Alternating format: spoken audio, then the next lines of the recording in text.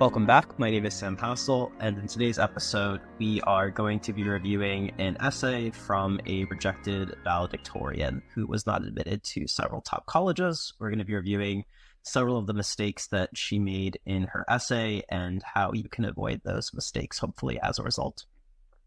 So first off, just to give some overview of this student, her stats, and her background.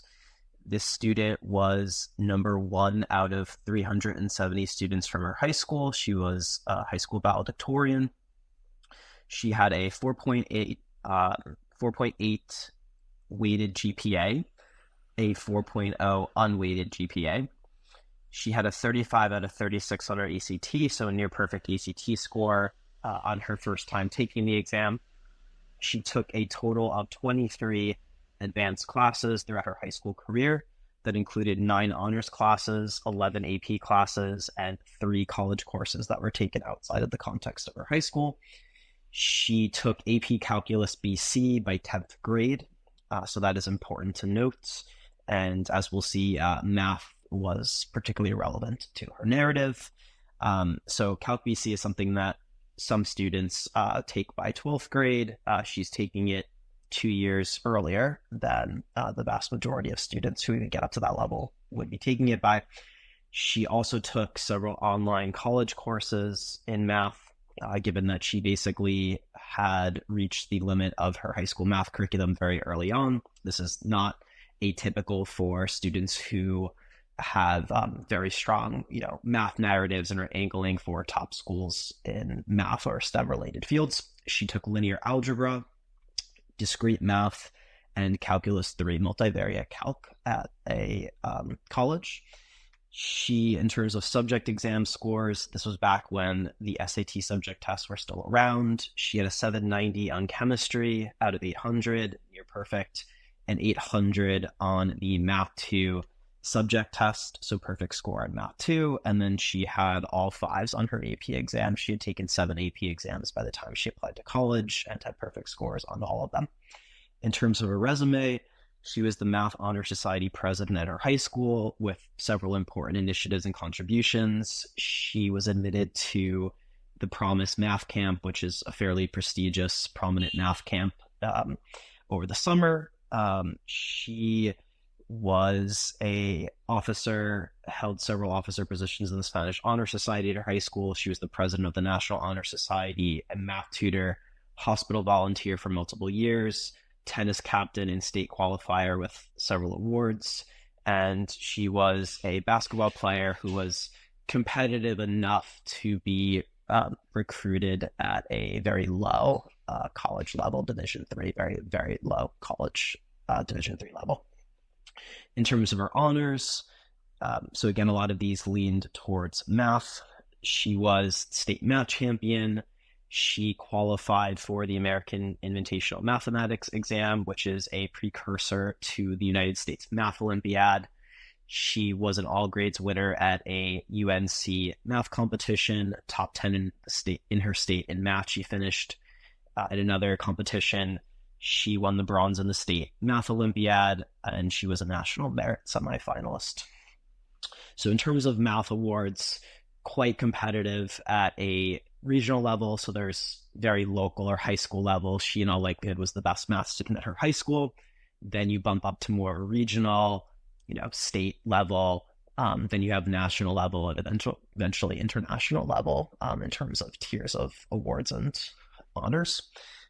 She would be, very highly ranked from, a regional level, but not quite, a student who's among the best in the country or even the world, but still very impressive.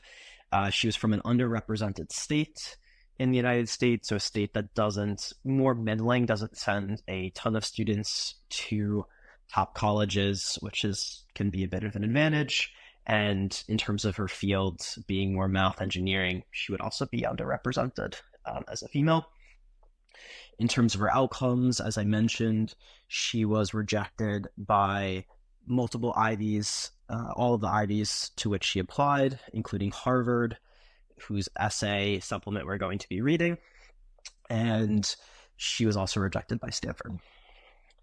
So in terms of her essay, so this was, as I mentioned, this was her response to an optional supplement for Harvard. That's a longer form response that Harvard used to have, fairly free form. And so I'm going to be reading her essay, and then after that, I will be critiquing her essay and analyzing it, and we will arrive at several takeaways. So her essay begins, "The red lantern lined street is abuzz with chatter and the yells of street vendors offering trinkets and warm food. From the pagoda roofs, banners covered in elegant symbols wave over people's heads, some of them riding bicycles and others precariously crossing the busy roads. How different it is than the US, I thought, yet how similar it is too. As I walk among hordes of people, each person with his or her own story to tell, I think back to the first time I went to China, not for enjoyment, but for a cure. A fiery skin disease called eczema consumed the first year of my life. My baby pictures featured a smiling me, but one with angry red markings and scars from scratching all over my body. After a grueling search, my grandparents finally found the Chinese medicine doctor that would save me from having the burden forever. My family, being short on money, could not pay the cost of the medicine, but the doctor still gladly gave me the treatment. After 13 years of an eczema-free life, I went back to China with my family to thank the doctor. I was crestfallen when I discovered he had already passed away, never receiving my gratitude for his selflessness or hearing about how, without his aid, eczema would have hindered me from living my life confidently and with the best potential. I realized, though, that I was thankful in more than one way. His altruistic actions left me with a first-hand concept of selflessness and the role it serves in the important value of interdependency. He lit my candle, and I want to continue the cycle by redistributing the light to many more. Because I can imagine how much eczema would have impeded me, I truly understand the impact diseases or disabilities can have on one's individual life. I know not to take things for granted, and I have the ability to feel more empathy, which explains why I'm willing to assist others with their personal and academic difficulties rather than feeling disparity between our separate lives. My friends often message me with questions that I help them solve on my own time, and my counselor sought me out to volunteer tutor a student to raise her ACT score for a scholarship. Whenever I find a great study resource, I notify my friends and I remind them of important deadlines. I don't expect anything in return, yet the people I aid express their gratitude by telling me the impact I made, and my deeds are often reciprocated. Together, my friends and I make each other's lives easier. Interdependency is an advantage to those involved with it. Increased sharing between the two medical worlds, Chinese and Western, can cause reciprocity of service that benefits both regions of the world, and there could be greater advances, such as through finding why treatments in Chinese medicine work. Differences are able to divide, but when the strengths are unified selflessly, there is undeniable power. I noticed that despite cultural differences, China and the US are not as different as they are similar.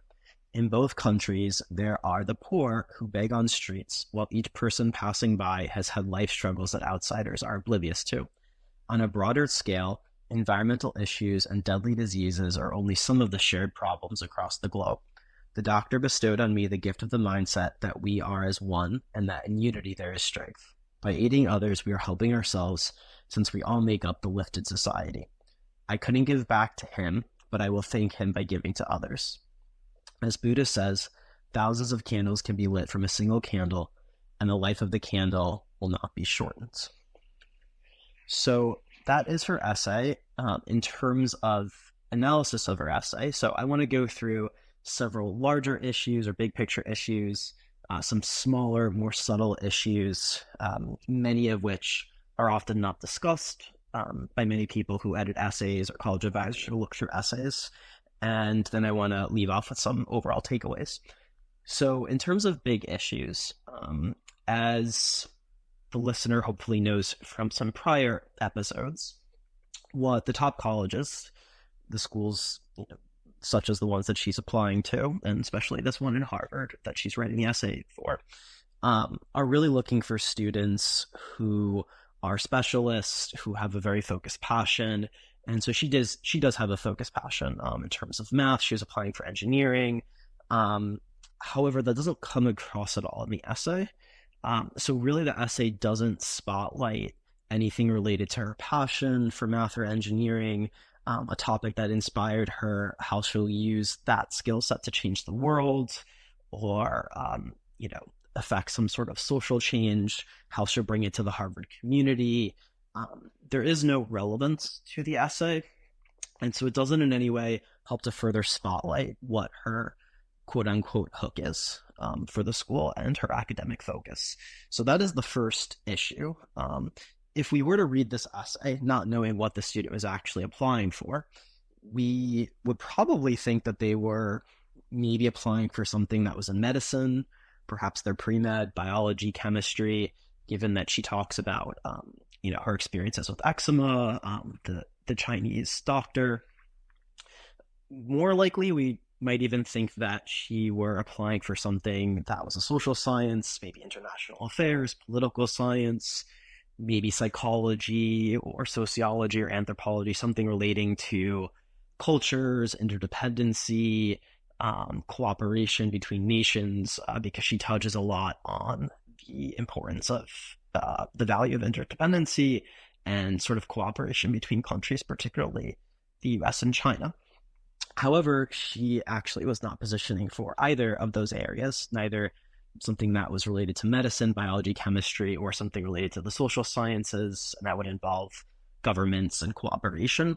So on its surface, the essay really fails to do what a lot of essays should be doing in the applications, which is really further unpacking the student's unique admission story, their hook, and what their focus and their passion is, as supported by their resume or their past, and of course their college, their course rigor, their high school classes, their test scores, all of the evidence that would push towards a certain theme, and then showing how that will be instantiated or manifested at the college in terms of what the student will be studying. So the first thing that she missed, which is quite critical, is there's no real relevance to what she would be studying at the school or to where she really built up her resume and her background.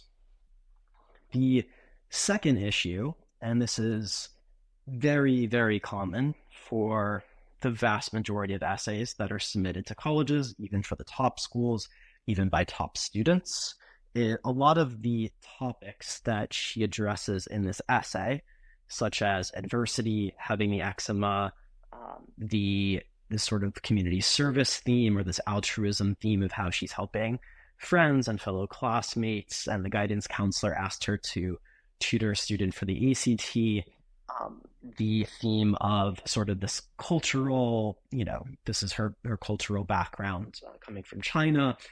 These are all very, very, very common topics that are written about by students. And so it's important that a student really understands what are a lot of other students going to be writing about, what are the most common topics, and to try to, as much as possible, avoid them or write with much more uniqueness and nuance if you are going to write in those topics.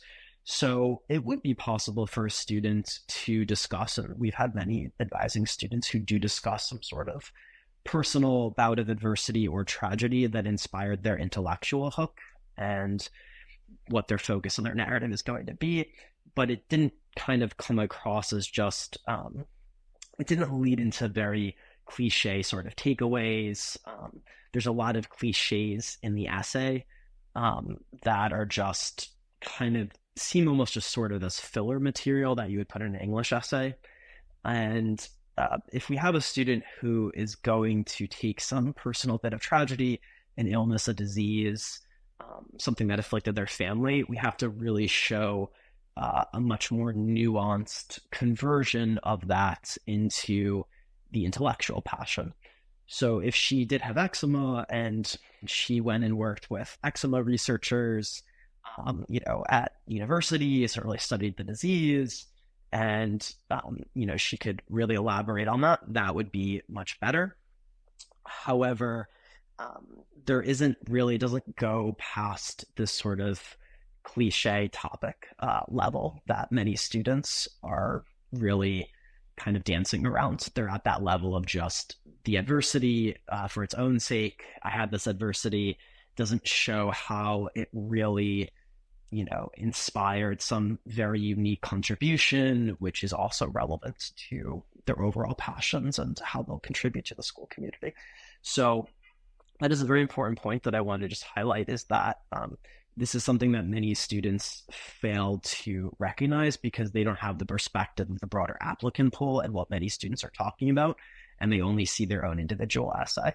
And it could be a topic that is very personally meaningful, but unfortunately, if 5,000 other students, 10,000 other students are writing on very similar themes, it will fail to be unique and really catch the admissions reader's eye. The third big issue that I wanted to address is the content is very scattered. So as they're reading this essay quite quickly, the theme, the takeaway, what the through line is that runs through the essay, and this is really in parallel with the rest of the application that's being read in 8 or 10 minutes for dozens of pages. The theme and the takeaway has to be quite clear. That through line has to be quite clear. And it really isn't. She has a lot of different topics that she addresses here. And sometimes I refer to this as sort of kitchen sink syndrome, where a student, particularly in their personal essay or their main common application essay, will just sort of throw as much as they possibly can. And they're doing what a lot of students do with their candidacies at large, which is they're optimizing for quantity instead of optimizing for quality and singularity of focus and of a theme. So she really dabbles in a bunch of different topics: the eczema, this sort of personal adversity, the doctor's altruism, these cultural themes, the importance of altruism and interdependency at large, China and the US. It is just really all over the place. And it really starts almost devolving into a broad general English essay or social studies essay analysis when she starts talking about governments and interdependency and cooperation.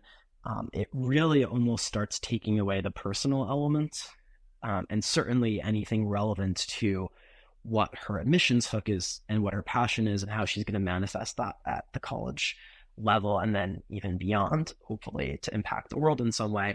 She doesn't discuss any of that and really starts to almost separate herself into, from the topic and a little bit more of an objective sort of analysis of values and cultures and, government factors, etc. So it's really important to just really notice that you have very limited attention on this essay and you want to be as clear and concise and precise as possible. And as much as you can, you want it to come back to and be relevant to what your theme is at large in the application, which will relate to your passion, your hook, your focus that you were trying to convey. In terms of some more subtle issues, so a little bit of a subtle thing is that she used certain words that could be a little bit of a red flag to an admissions officer, that the essay was maybe not written by the student or it had significant editing by a parent or somebody else.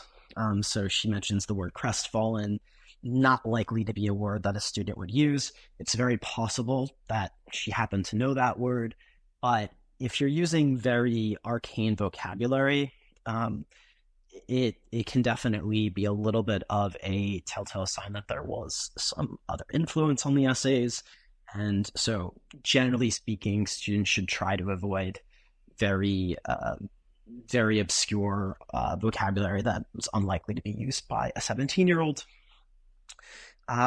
In terms of the ending, very cliche ending. The essay really at large abounds with a bunch of cliches, the importance of altruism. It's just very, very common cliche takeaways rather than making it feel very genuine and precise and relevant. So the ending finishes or wraps up the essay with a quotation. And this is something that I would strongly discourage students from doing, either starting the essay with a quotation or ending an essay with a quotation. It's not your own words. And primarily this essay is a vehicle for conveying who you are, what your focus is, what your passions are, not just quoting a famous figure and injecting their words and their sentiments. So that is something that many students do. They include quotations. That is quite common in the high school curriculum, and writing essays. You're often citing quotes, authors, evidence, but it generally is not helpful for college essays. The last subtle mistake that I want to mention, and this is also a very common mistake, we call this conspicuous compassion. So that's kind of the much fancier sociological term. What conspicuous compassion is, so conspicuous is something that is obviously or very easily seen, and compassion, obviously feeling empathy or sympathy for other people, their feelings, generosity, altruism. So this is basically what this term means, is essentially virtue signaling. And this is something that's very commonly done by students in their essays and even their candidacies at large, which is they pursue service activities or they write about service activities because they think that colleges are really looking for that. And colleges and admissions officers are very skeptical as to students' motivations for their activities and the themes that they discuss in their essays. They're very well aware that students could just be checking boxes to get into the college. Their parents are telling them to do certain activities. Their counselors telling them to do certain activities, and they're not really genuine or authentic. So it's really important that students, if they're going to discuss their service, how they've helped, fellow students or their community, they do so with a particularly deft touch. And the student could have really approached the content that she included in her essay, where she starts talking about, tutoring fellow students, or the guidance counselor, asking her to help a student and tutor them for the ACT.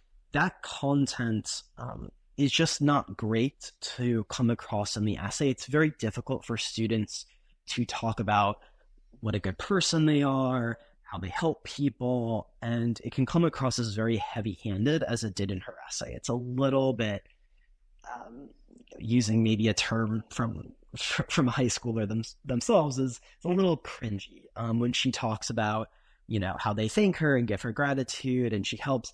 It's very common. It can come across as very cliche, it can come across as disingenuous, and the motives could really be questioned. What this student should have done is taken that same content that wouldn't really separate her essay, but could come across as sort of this conspicuous compassion, as I've labeled it, or virtue signaling, and move that content elsewhere in her application. Have somebody else talk about these things. Because if somebody else says, you as a student went above and beyond and you helped your peers and you helped tutor them, that is going to be taken much more seriously by an admissions officer.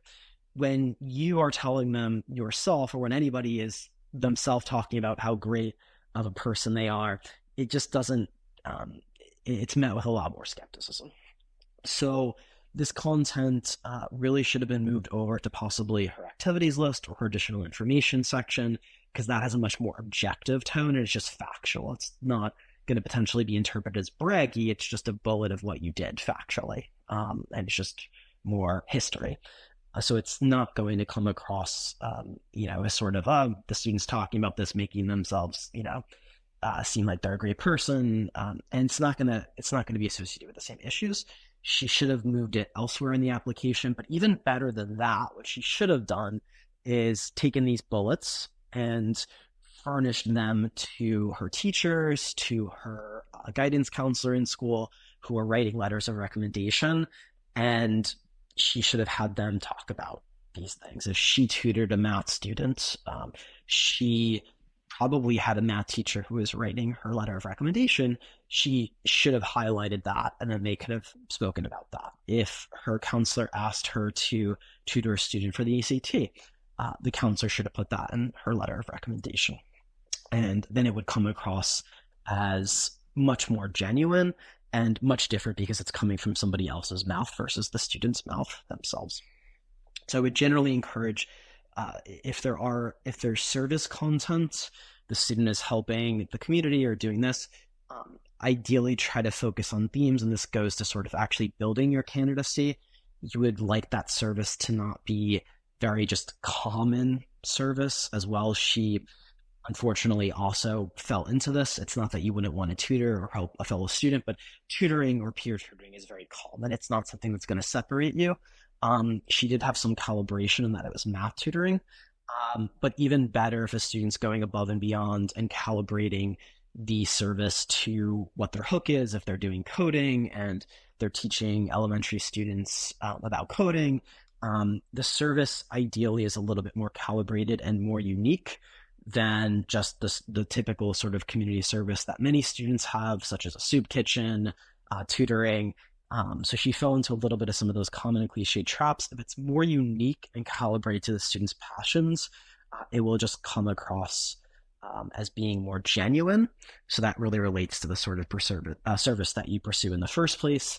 And then the second thing is you have to be very careful in terms of how you talk about it in the essays. And in some cases, it might just be better for you to provide that content to someone else, for them to talk about it, or to put it in an application component where it has more of an objective, analytic, factual voice. And in terms of overall takeaways from this essay, one thing that I just want to highlight, and I've discussed this in other avenues and newsletters and whatnot, I'm sure we'll be discussing it on the podcast in future episodes, is when she's applying to Harvard, the students, Harvard is accepting 2,000 out of 55,000 students. We really have to ask ourselves the question, is this essay a top 2,000 essay in the applicant pool? So is this an essay that is, a top 3-4%, whatever the admission statistic comes out to be, in the applicant pool? Is at a 1 in 33 essay. And given what we've discussed, a lot of the themes are very cliche. They they're not relevant to anything that's very unique or compelling or her candidacy. And they're just going to end up overlapping with what many students write in the applications. And I think this is a very important mindset to highlight, because students can come to this process and families can come to this process with a mindset of, I'm just trying to answer the question or the prompt, and I'm trying to get it done. And, I want it to be well written, well organized, but they're really approaching it as though it's an English essay. And that's not going to get the job done, because this essay, for the first time, and maybe a student has written essays previously that were in very competitive context, but this is, barring that situation, this is really the first portfolio of essays that a student possibly has ever written, where they really need to persuade somebody to make a decision on their behalf that sets them apart from a ton of other great students. And so the bar for what the content is, and it's important, it's the content, it's not even just the writing. Many students have excellent writing and many people looking at their essays and revising them. The content needs to be relevant to the student's hook, their passion. It needs to be compelling. It needs to be unique.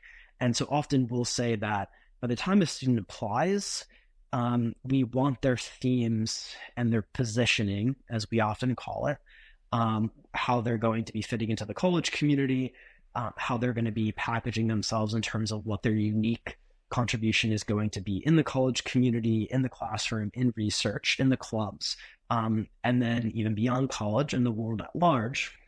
And all of those things should be calibrated to the student's passion and their hook. We want that to be as close to a 1 out of 1 as we can possibly make it. And so if a student goes and they talk about a lot of other topics that fellow students and fellow applicants are going to be discussing, it doesn't sort of meet what I often refer to as the scarcity threshold. So if you need to be 1 in 33 to be admitted, you need to write at least an essay, ideally, that is at the level of scarcity of 1 in 33, at least in that applicant pool. Now, the students applying to Harvard are already all going to be in the top 10%, top 5% disproportionately of their classes. And so in that case, it's much closer to being 1 out of many hundred. But at least once we get into the applicant pool, we could say at least in the Harvard applicant pool, or those 55,000 students who are applying to Harvard, we know that their essays are all going to be very well written, well edited. But are you just going to end up talking about a lot of the same topics that even other very bright students, they talk about all of these sort of cliche topics? And so I think that sort of just sets a different standard for the essay content. It needs to be much more unique and stand out and compelling versus the mindset that a lot of students are taking into the process, which is, I'm answering these questions. It's well written, but there's also no further perspective, particularly an expert perspective, on how common is this theme? Are they going to have seen another essay like this? And ideally, as much as possible, we want this essay to be one that they are very likely to have encountered elsewhere in the applicant pool versus an adversity essay, a service essay that doesn't particularly talk about any niche avenues in those broad topics. And so just going to come across as just another essay on a topic that is very cliche and common in the applicant pool. The next takeaway that I just want to highlight is that soft factors are most of the evaluation process and most of what differentiates the top students. So as we covered in her background, the student had an excellent background. She had basically perfect metrics across the board, best in her high school, went well and beyond her math curriculum. She had at least regional level math awards, best in her state, an excellent math summer program, very compelling candidacy, lots of leadership. However, she still didn't get it to a lot of these top colleges. And in terms of what really differentiates those students, it's not just the metrics, as we've discussed on this podcast. Too many students have perfect or near perfect metrics for that to be sufficient to get them into the top colleges. And a lot of the components that go into the evaluation process, or how the colleges will really rate and review applications, a lot of it really is soft factors. So it's recommendation letters, it's essays, it's factors like the students' intellectual qualities and their intellectual promise. And that's really where the student is going to push them away from the rest of the applicant pool, because many of the students who apply to Harvard are going to have very similar credentials to the ones that she's bringing to the table. And that really motivates the importance of an essay like this, and the one that she wrote, to say, well, this essay, this component is going to be what is going to serve as that differentiator versus the metrics or something else in the candidacy that many students have in common. And she really failed to capitalize on that opportunity. And it's very important that students have that mindset of this essay and these components in the application are your opportunities to differentiate yourself from those students. And I've often said that students at the top schools are really, the differences between their candidacies are measured in millimeters or nanometers. They are such small distinctions made between candidates, and students really have to capitalize on components such as this and soft factors such as this, because this is what differentiates. Had she written exceptional essays that were extremely unique, related to how she would use math to help nonprofits or this topic, or how she would change the world in some way that was related to her background and how she would manifest that in the college community, that is much more what they would be looking for. And that sort of that singularity of contribution to the world and that singularity of theme that could come across in her essay. But instead, she just talked about a lot of topics that many other students will be talking about, and thus failed to differentiate her candidacy from the very compelling candidacies that other students have as well. And finally, I just want to underscore that if you are a student who has a very compelling foundation, very high course rigor, test scores, GPA, and even this student had very impressive resume in her field of math engineering, STEM. She had a lot of competitions. That is quite common even still for students to have resume and honors. If they're in a field such as math that has a lot of competitions and awards, or if it's robotics or engineering, there's a lot of competitions. Even if you have a very substantial and deep resume and a lot of honors, these essays and these vehicles and how you really articulate the uniqueness of your candidacy and your passions. Is it some topic? What was your inspiration? We talked about this in the prior episode. What was the origin story for your passion? What really inspires you in this very particular way to contribute to the world, beyond just, thinking that the student just does these competitions and they're good at math and it's a lot of numbers. And the phrase that a lot of admissions officers will use is the student is competitive, but they are not compelling. And I think if you read through and you listen to the student's essay, it's not compelling. It doesn't really move you. It just comes across as a fairly non-unique, fairly cliche English essay or social studies essay, as I mentioned, that doesn't particularly tap into her very unique potential contribution to the college and to the world at large. Hopefully that was helpful to everyone, and thank you for listening.